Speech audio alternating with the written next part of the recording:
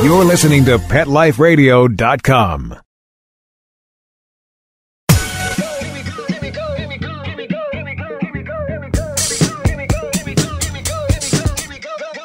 Hi, everybody. Welcome to the new show, Unleashed. My name is Cheryl K., Cheryl with a C. I want to welcome you. I'm very excited. This is my third show. I also want to tell you, if you have any suggestions, anything you want to talk about or suggest for me to discuss on the air, my email address is cheryl@petliferadio.com. Be right back after the sponsor. Sit. Stay. We'll be right back after a short pause. Well, 4 to be exact. It's DesignerPetSweaters.com. Hand-knitted designer sweaters for your precious pup or cool cat. Beautiful couture patterns for your pets, including custom-knitted formal wear, casual wear, yachting, and even sports-themed. Many designer pet sweaters include feathered tammy hats, top hats, and a lot of sparkle. Each sweater includes leg loops, front paw sleeves, and leash opening. Visit DesignerPetSweaters.com to order your four-legged fashions today. Large or small, we fit them all. DesignerPetSweaters.com.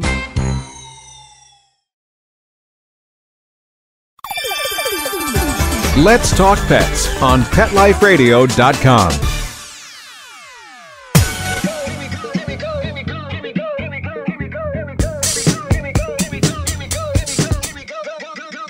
Welcome back, everybody, and today I want to talk about a few different subjects, so try to keep up. I thought also, since I have one of my pets in the studio with me, it might be fun for you to listen to my show with one of your pets. And if you do decide to do that, take a picture of the pet and send it to my email at Cheryl@PetLifeRadio. That's CHERYL @PetLifeRadio.com. Today I want to talk about pet cemeteries. It seems to be a very big business now that they have bracelets. You put the ashes in, urns, monuments, real grave sites. I did some looking up, and the biggest one is in Westchester, and it's called Hartsdale Pet Cemetery, or Peaceable Kingdom, if you could believe that. And it has room for 80,000 pets. I don't know how many are there now. And I just thought it would be interesting, and I wanted to hear back from you via email,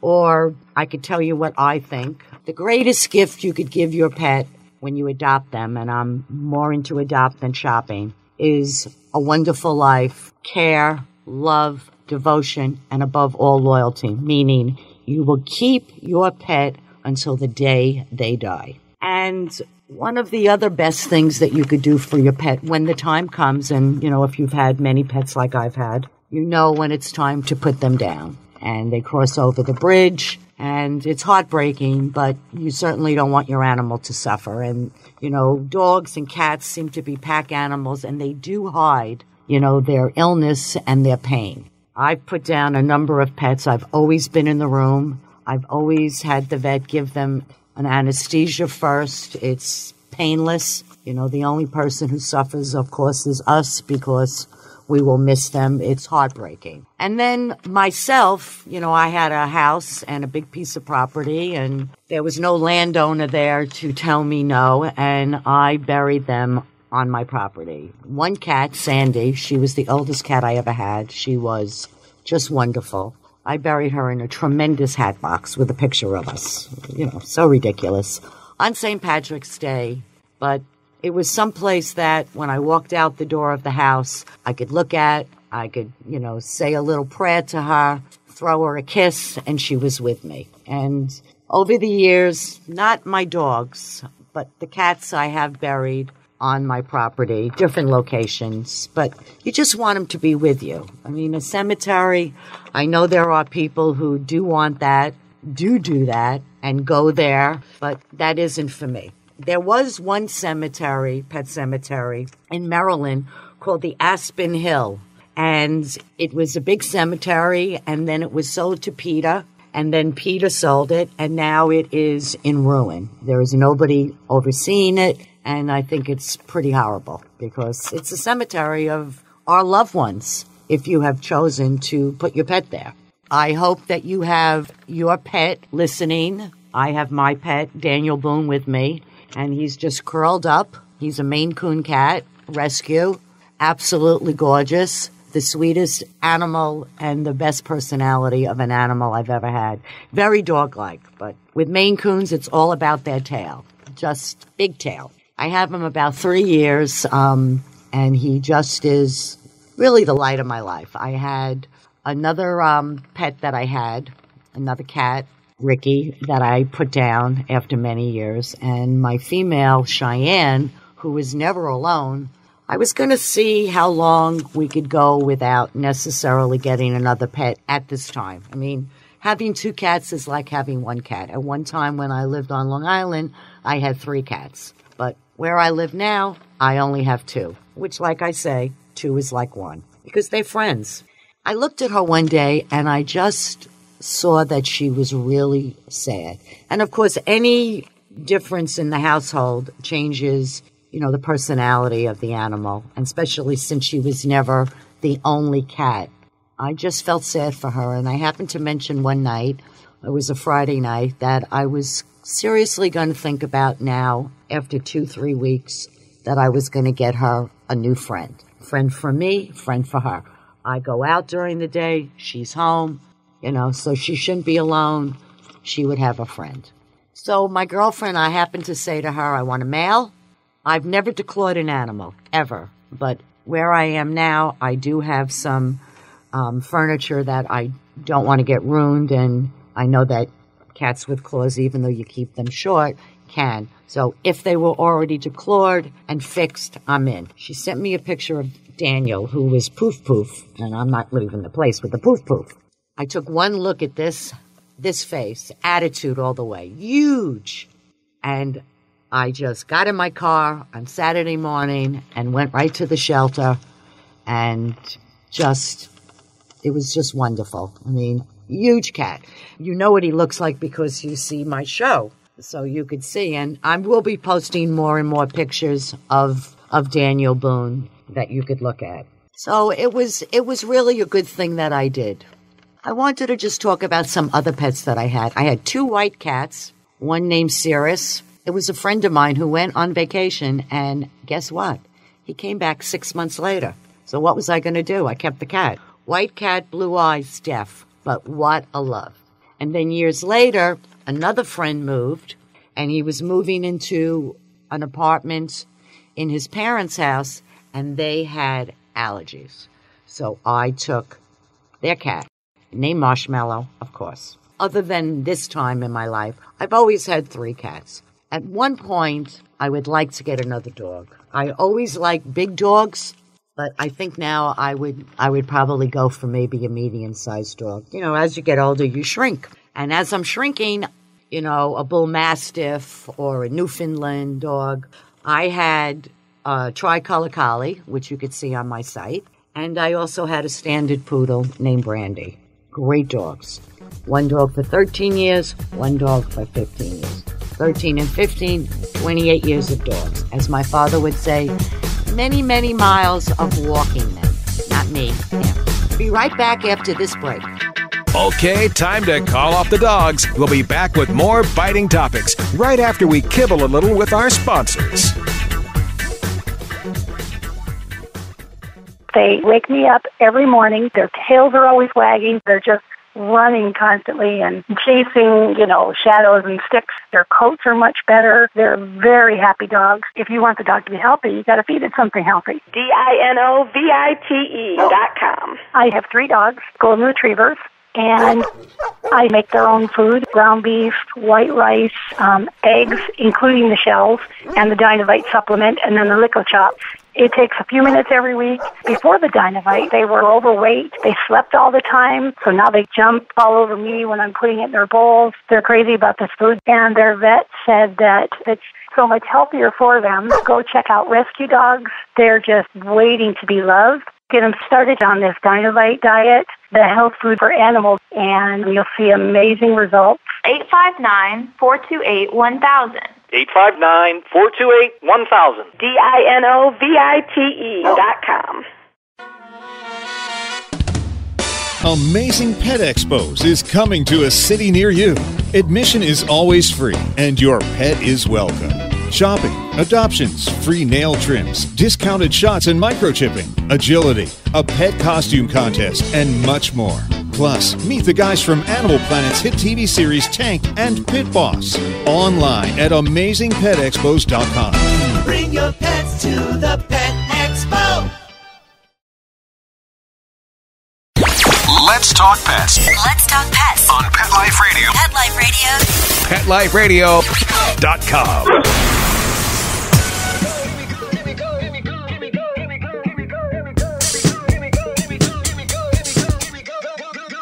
We're back. I hope you're nice and comfortable, maybe with a cup of tea or a cup of coffee or a beer.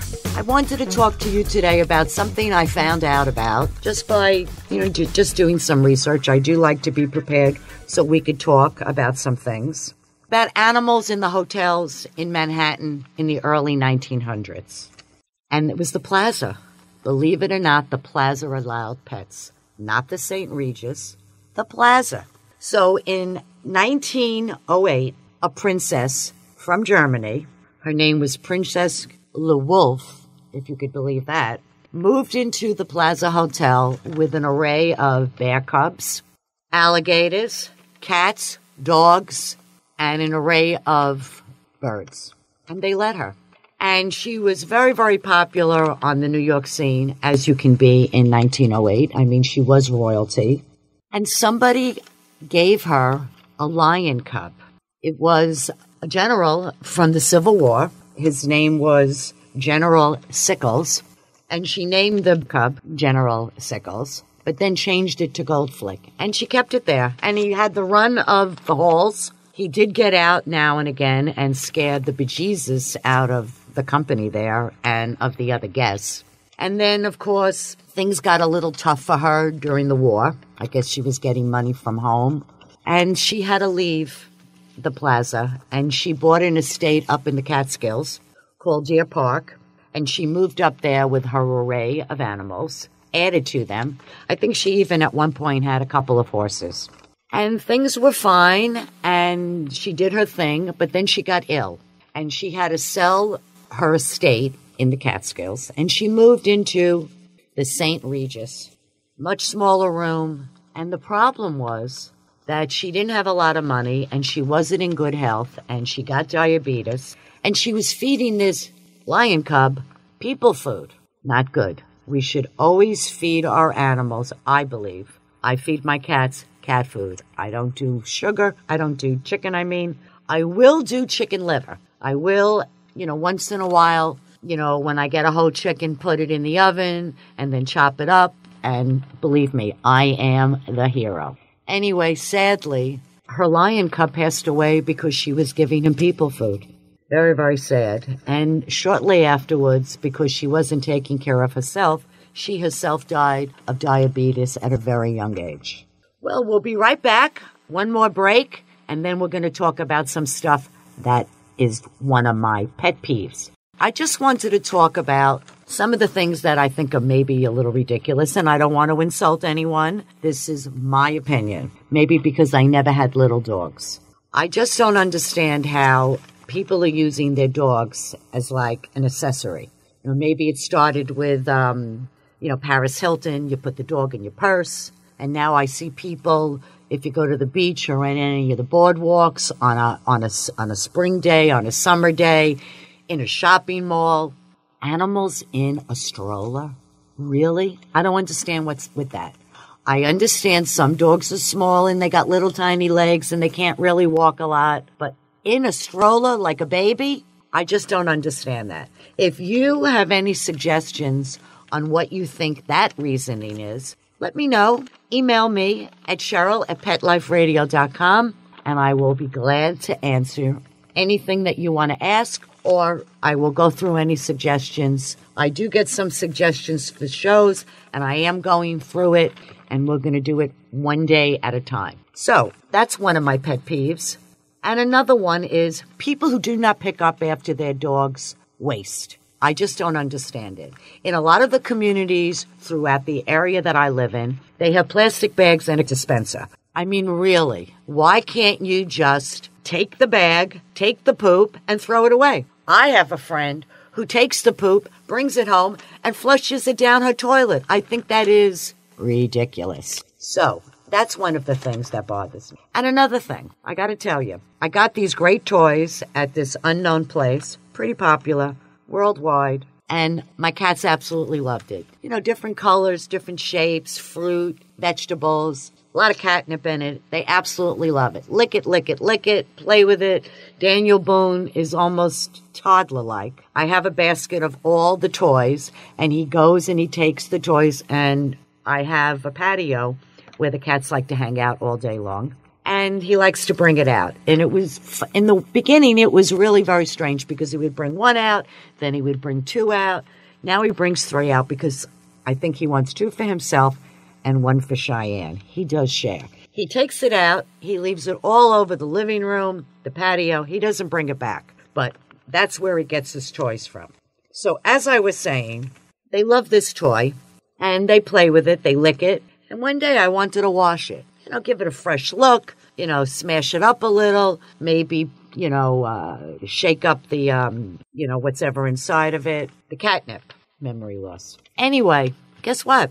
All the color washed off. Now, I've never looked at their tongues after they even lick it, and I'm sure they're not licking it that heavy like water. But I really think that's quite dangerous.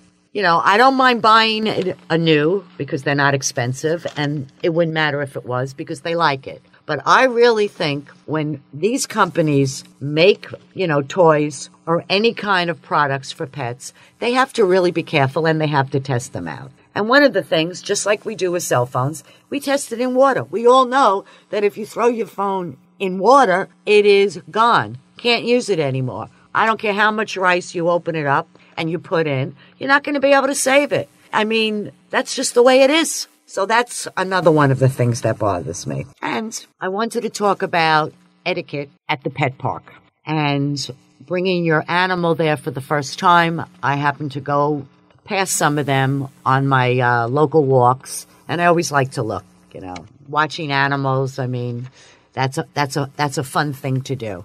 And I'm always interested in how they approach each other and how they're received. And I think a lot of it also has to do with the owner, you know, who's on the other end of the leash. And if they feel that tension or stress, I think they get a little uptight because I think, you know, animals, and we've seen it on the internet and on Facebook if you look, you know, deer playing with dogs and bears playing with tigers and lions. I mean, you know, animals love each other. Now, not all of them, and some do want to be alpha.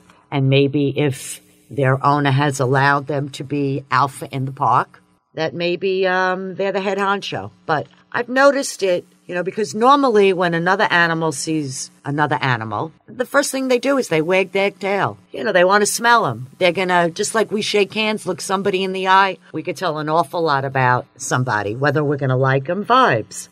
Animals have vibes too. And I just happened to notice when I was by the park, walking by the park the other day, and I did stop. I wasn't in it. I was on the fence on the outside, just observing that a couple of dogs looked like they wanted to gang up on this other dog that happened to be a bigger dog. You know, maybe dogs don't know their size, you know, because little dogs are big barkers or yappers or they, you know, they're nippers. They don't know how that they're small, that, you know, they're the size of my ankle.